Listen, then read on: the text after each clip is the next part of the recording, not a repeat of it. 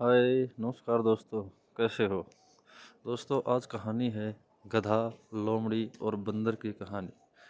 तो चलिए दोस्तों शुरू करते हैं कहानी।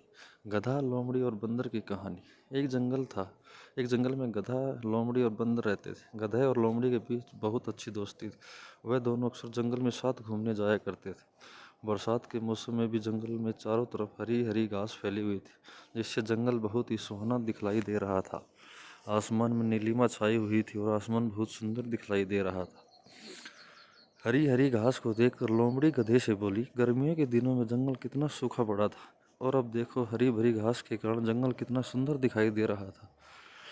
लोमड़ी की यह बात सुनकर गधा बोला, लोमड़ी बहन, तुम यह क्या बात कर रही हो। घास भी कभी हरी होती है क्या। घास का रंग तो नीला होता है। गधे की बात सुनकर लोमड़ी को हंसी आ गई और लोमड़ी गधे से बोली, अरे गधे भाई, घास का रंग तो हरा ही होता है। गधा फिर बोला, घास तो मेरा भोजन है, तो क्या मुझे घास का रंग भी नहीं पता। तुम तो मांसाहारी जीव हो, तुम्हें क्या पता घास का रंग कैसा होता है। गधा और लोमड़ी दोनों अपनी बात पर अड़े रहे। धीरे धीरे दोनों में बहस होने लगी और दोनों एक दूसरे की बात मानने के लिए बिल्कुल तैयार नहीं थे।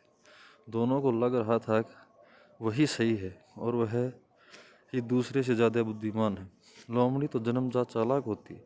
वह गधे से बोली, इस तरह अगर हम दोनों बहस करते रहे तो हमारी आपस में लड़ाई हो जाएगी और इससे हमारी दोस्ती खराब हो जाएगी। इसलिए इस बात का निर्णय किसी और पर छोड़ देते हैं कि कौन सही और कौन गलत है। जो सही होगा वही बुद्धिमान माना जाएगा। उसी जंगल में एक बूढ़ा बंदर रहता था। बंदर बहुत ही होशियार और बुद्धिमान था।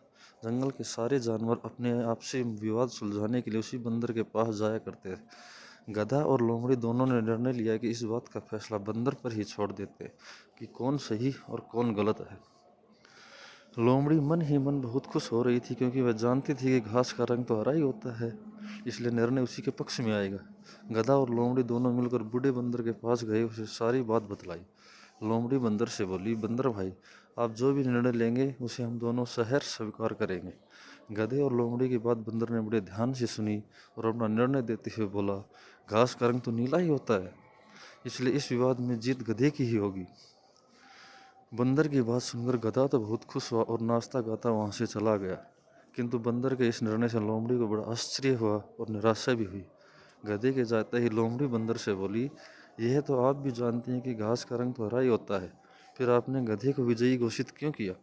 बूढ़ा बंदर बोला, यह सत्य है कि घास का रंग हरा ही होता है, किंतु तुम तो एक बुद्धिमान प्राणी माने जाते हो और बुद्धिमान होकर एक मूर्ख गधे से वाद विवाद कर रहे हो, इसलिए बुद्धिमानी के तराजू पर तुम फेल हो जाते हो। लोमड़ी को भी सारी बात समझ में आ गई और वह अपना सामू लेकर वहां से चली गई। गधा और लोमड़ी की इस कहानी से हमें शिक्षा मिलती है कि मूर्खों से कभी वाद विवाद नहीं करना चाहिए, वरना खुद ही बेइज्जत होकर जाना पड़ता है। दोस्तों कहानी अच्छी लगी तो कृपया इसे सब्सक्राइब व लाइक ज़रूर करें। जय हिंद दोस्तों।